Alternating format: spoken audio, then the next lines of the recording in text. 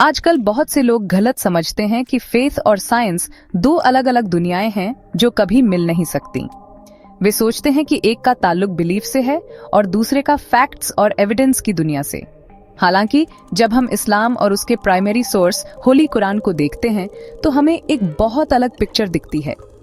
Quran religion और science के बीच कोई कॉन्फ्लिक्ट पैदा नहीं करता, बल्कि यह ह्यूमैनिटी को नॉलेज हासिल करने, अपने आसपास की दुनिया को ऑब्जर्व करने और यूनिवर्स में पाए जाने वाले मैग्निफिसेंट ऑर्डर पर रिफ्लेक्ट करने के लिए इनकरेज करता है। सोचने और सीखने का यह बुलावा सिर्फ स्पिरिचुअल मैटर्स के बारे में नहीं है, बल्कि फिजिकल वर्ल्ड को समझने तक फैला हुआ है, स्मॉलेस्ट एटम से लेकर कॉस्मोस की वास्टनेस तक। इस्लाम सिखाता है कि क्रिएशन को स्टडी करना क्रिएटर की अप्रिसिएशन का एक तरीका है। इस्लाम और साइंस के बीच का कनेक्शन गहरा है, क्योंकि कुरान उन वर्सेस से भरा हुआ है जो हमारा ध्यान नेचुरल फिनोमेना की तरफ खींचते हैं। यह आसमान, पहाड़ों, ओशंस, पौधों और वोम में ह्यूमन बीइंग्स के डेवलपमेंट के बारे में बताता है। इन्हें सिर्फ कहानियों के तौर पर नहीं बताया गया है, बल्कि साइंस आयात के तौर पर बताया गया है उन लोगों के लिए जो अपनी इंटेलेक्ट का इस्तेमाल करते हैं। कुरान बार बार ऐसे सवाल पूछता है, जैसे क्या वे ऊंटों को नहीं देखते कि उन्हें कैसे बनाया गया है, या क्या वे अपने ऊपर आसमान को नहीं देखते कि हमने उसे कैसे बनाया और सजाया है। ये साइंटिफिक इंक्वायरी में शामिल होने, ओपन माइंड से दुनिया को एक्सप्लोर करने और उन लॉज को डिस्कवर करने के लिए डायरेक्ट इन्विटेशंस हैं जो उसके एग्जिस्टेंस को गवर्न करते हैं और जो अल्टीमेट तौर पर गॉड द्वारा बनाए गए लॉज हैं।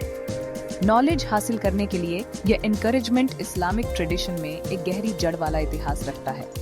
सदियों से इस्लामिक गोल्डन एज के दौरान मुस्लिम साइंटिस्ट मेडिसिन, एस्ट्रोनॉमी, मैथमेटिक्स और केमिस्ट्री जैसे फील्ड्स में डिस्कवरी में सबसे आगे थे। वे कुरान के लर्निंग और एक्सप्लोरेशन के मैसेज से इंस्पायर हुए थे। वे समझते थे कि यूनिवर्स के इंट्रिकेट सिस्टम्स को स्टडी करना वर्शिप का एक रूप था, गॉड की पावर, विजडम और आर्टिस्ट्री को देखने का एक तरीका था। नॉलेज की इस परस्यूट को फेथ के लिए एक चैलेंज नहीं देखा गया, बल्कि एक रिलीजियस ड्यूटी की डायरेक्ट फुलफिलमेंट के तौर पर देखा गया, ताकि उस दुनिया को समझा जा सके जिसे गॉड ने हमें रहने के लिए बनाया है और उसकी परफेक्शन पर मार्वल किया जा सके। इसलिए इस्लाम और साइंस के बीच का रिलेशनशिप ऑपोजिशन का नहीं, बल्कि सिनर्जी का है। कुरान वाई एग्जिस्टेंस के पीछे का पर्पस और मीनिंग बताता है, जबकि साइंस हमें हाउ उन मैकेनिज्म्स और प्रोसेसेस को डिस्कवर करने में मदद करता है जिनके जरिए यूनिवर्स ऑपरेट करता है। जब एक बिलीवर फिजिक्स के लॉज या एक लिविंग सेल की कॉम्प्लेक्सिटी को स्टडी करता है तो उनका फेथ कमजोर नहीं होता, इसके उलट वह मजबूत होता है। वे नेचर के प्रिसाइज और ब्यूटीफुल वर्किंग्स में एक नॉलेजेबल और पावरफुल क्रिएटर के एग्जिस्टेंस का एक क्लियर टेस्टमेंट देखते हैं। कुरान गाइडेंस की एक किताब है जो ह्यूमैनिटी के लिए रास्ता रोशन करती है, और उस गाइडेंस का एक हिस्सा हमारी गॉड गिवन रीजन का इस्तेमाल करके उसकी क्रिएशन को एक्सप्लोर करना है। कुरान यूनिवर्स के ओरिजिन और नेचर के बारे में रिमार्केबल स्टेटमेंट्स करता है, जो 1400 साल पहले मॉडर्न टेलीस्कोप्स के इन्वेंशन या कॉस्मोलॉजिकल थ्योरीज के डेवलपमेंट से बहुत पहले रिवील किए गए थे। सबसे स्ट्राइकिंग वर्सेस में से एक आसमान और जमीन के कॉमन ओरिजिन का वर्णन करता है। सूरह अल-अंबिया आयत 30 में यह कहता है, क्या उन लोगों ने जिन्होंने डिसबिलीव किया नहीं सोचा कि आसमान और जमीन एक जॉइंट एंटिटी थे और हमने उन्हें अलग किया। एक यूनिफाइड बिगिनिंग का यह डिस्क्रिप्शन, जो बाद में अलग हो गया, बिग बैंग की मॉडर्न साइंटिफिक थ्योरी के साथ पूरी तरह से अलाइन करता है, जो ये कहती है कि पूरा यूनिवर्स एक इनक्रेडिबली हॉट और डेंस सिंगल पॉइंट से ओरिजिनेट हुआ था, इससे पहले कि वह एक्सपैंड होकर और अलग होकर गैलेक्सीज, स्टार्स और प्लैनेट्स में बदल गया, जिन्हें हम आज देखते हैं। इसके अलावा कुरान यूनिवर्स के कंटिन्यूअस एक्सपेंशन की तरफ भी इशारा करता है। यह एक डिस्कवरी है जो एस्ट्रोनॉमर्स ने सिर्फ 20वीं सदी में की थी। सूरह अद-धारियात आयत 47 में अल्लाह कहता है, और आसमान को हमने ताकत से बनाया और बेशक हम ही उसे फैला रहे हैं। यहाँ इस्तेमाल किया गया अरबी शब्द म्यूसियन स्पष्ट रूप से किसी चीज को चौड़ा या ज्यादा स्पेशियस बनाने की एक ऑनगोइंग प्रोसेस को इम्प्लाई करता है। एडविन हबल जैसे एस्ट्रोनॉमर्स के काम से पहले प्रिवेलिंग साइंटिफिक व्यू यह था कि यूनिवर्स स्टैटिक और अनचेंजिंग था। एक एक्सपैंडिंग कॉस्मोस के बारे में कुरान का स्टेटमेंट एक प्रोफाउंड रेवलेशन था, जिसे साइंस कई सदियों बाद ही कंफर्म कर पाएगा। यह यूनिवर्स के ऐसे ज्ञान को दिखाता है जो उस समय किसी भी इंसान की समझ से कहीं ज्यादा था। कुरान यूनिवर्स को खाली जगह नहीं बल्कि एक स्ट्रक्चर या एक फैब्रिक के तौर पर भी डिस्क्राइब करता है। यह आसमान को एक वेल प्रोटेक्टेड कैनोपी के तौर पर बताता है और सेलेस्टियल बॉडीज के ऑर्बिट्स का जिक्र करता है। सूरह अल अंबिया आयत 33 में यह कहता है, और वही है जिसने रात और दिन और सूरज और चांद को बनाया, सब एक ऑर्बिट में तैर रहे हैं। तैरने शब्द का इस्तेमाल सेलेस्टियल बॉडीज के स्पेस में ग्रेसफुली घूमने के विचार को खूबसूरती से व्यक्त करता है, हर एक अपने प्रिसाइज पाथ को फॉलो करते हुए। कॉस्मिक ऑर्डर और प्रेडिक्टेबल ऑर्बिट्स का यह कॉन्सेप्ट मॉडर्न एस्ट्रोनॉमी के लिए फंडामेंटल है, जो ग्रेविटेशनल लॉज का स्टडी करती है, जो प्लैनेट्स और स्टार्स को अपने डेजिग्नेटेड कोर्सेज में बिना टकराए रखती हैं। कॉस्मोस के ये कुरानी डिस्क्रिप्शंस वेग या पोएटिक एल्यूजन्स नहीं हैं, वे क्लियर और स्पेसिफिक स्टेटमेंट्स हैं जो एस्टैब्लिश्ड साइंटिफिक फैक्ट्स के साथ कॉरेस्पॉन्ड करते हैं। यह तथ्य कि 7वीं सदी में अरब के रेगिस्तान में रिवील हुई एक किताब में यूनिवर्स के ओरिजिन्स और डायनामिक्स के बारे में इतनी एक्यूरेट इंफॉर्मेशन है, रिफ्लेक्शन करने वाले लोगों के लिए एक पावरफुल साइन है। यह दिखाता है कि इस नॉलेज का सोर्स इंसान नहीं हो सकता था। बिलीवर्स के लिए ये वर्सेस सिर्फ साइंटिफिक फैक्ट्स नहीं हैं, वे डिवाइन साइंस हैं जो क्रिएटर के इन्फिनिट नॉलेज और पावर की तरफ इशारा करते हैं, जिसने इस यूनिवर्स को परफेक्ट मेजर के साथ डिजाइन किया और हमें उसकी महानता को अप्रिशिएट करने के लिए, उसे स्टडी करने के लिए इनवाइट करता है।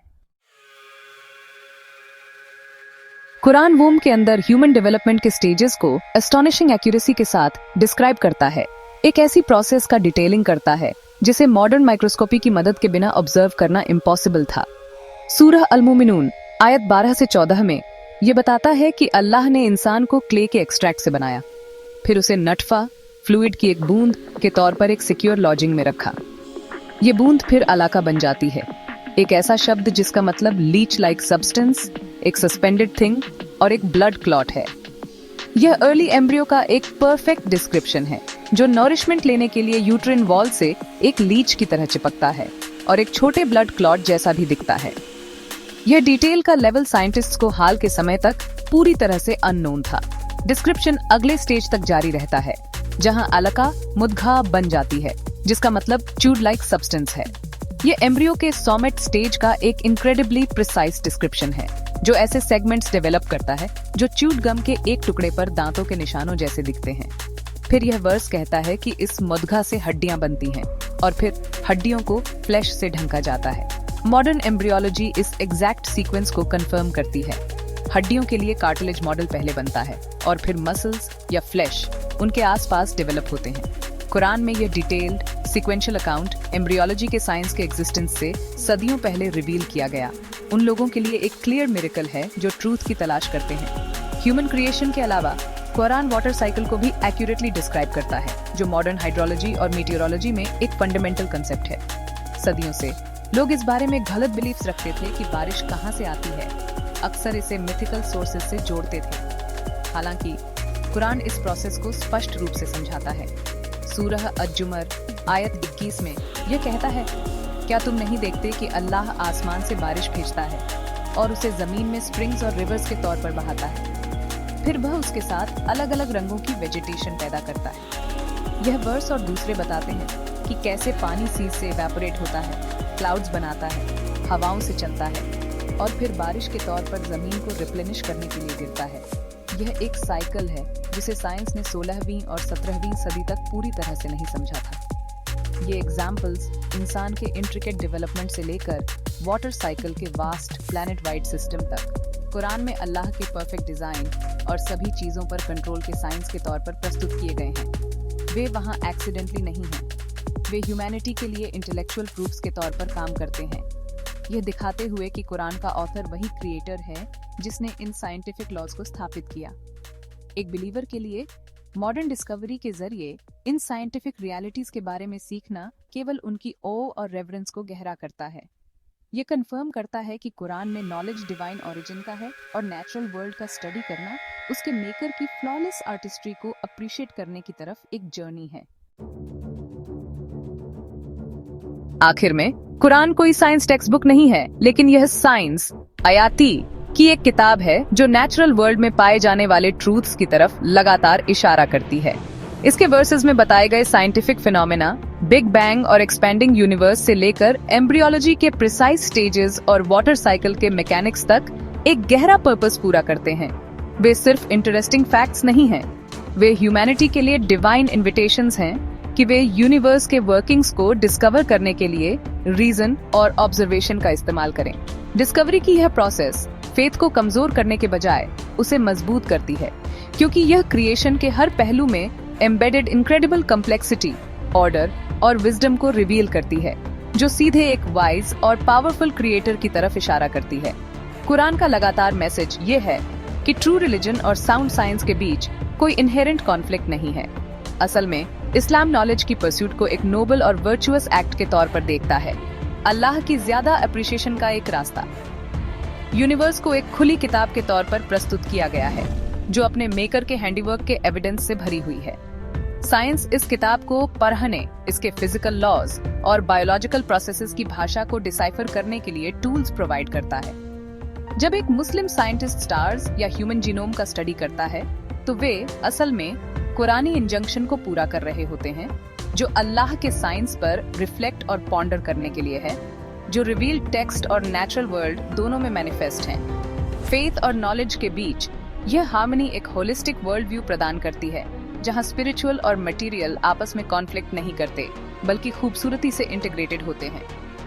साइंस एग्जिस्टेंस के हाउ को समझा सकता है, ग्रेविटी के मैकेनिज्म्स, लाइफ की केमिस्ट्री, लेकिन Quran why ultimate purpose, moral guidance और हमारे जीवन के लिए स्पिरिचुअल कॉन्टेक्स्ट प्रदान करता है। साथ में वे हमारी रियलिटी की ज्यादा कंप्लीट अंडरस्टैंडिंग प्रदान करते हैं। फेथ साइंस की डिस्कवरीज को मीनिंग देता है और साइंस फेथ द्वारा बताई गई ट्रूथ्स के लिए टेंजिबल एविडेंस प्रदान करता है। ये सिनर्जी हमारे आसपास की दुनिया के साथ एक गहरे, ज्यादा मीनिंगफुल एंगेजमेंट की अनुमति देती है। इसलिए मुसलमानों को साइंटिफिक एक्सप्लोरेशन में पायोनियर बनने के लिए एनकरेज किया जाता है, एक ऐसे फेथ से ड्रिवन होकर जो लर्निंग और डिस्कवरी को चैंपियन करता है। कुरान के साइंटिफिक मिरेकल्स इंक्वायरी को खत्म करने के लिए नहीं है, बल्कि उसे इंस्पायर करने के लिए है। ह्यूमैनिटी के लिए यूनिवर्स के वंडर्स को एक्सप्लोर करने के लिए एक कैटलिस्ट के तौर पर काम करते हैं। रेवलेशन के गाइडेंस और एम्पिरिकल साइंस के फाइंडिंग्स दोनों को अपनाकर हम अपनी दुनिया की एक ज्यादा बैलेंस्ड और प्रोफाउंड अंडरस्टैंडिंग हासिल कर सकते हैं। यह इंटीग्रेटेड अप्रोच फेथ को रीजन को रोशन करने और रीजन को फेथ को अफर्म करने की अनुमति देता है। ह्यूमैनिटी को स्पिरिचुअल विजडम और साइंटिफिक एडवांसमेंट दोनों पर आधारित एक उज्जवल भविष्य की तरफ ले जाता है, दोनों को एक ही डिवाइन सोर्स से गिफ्ट के तौर पर पहचानते हुए।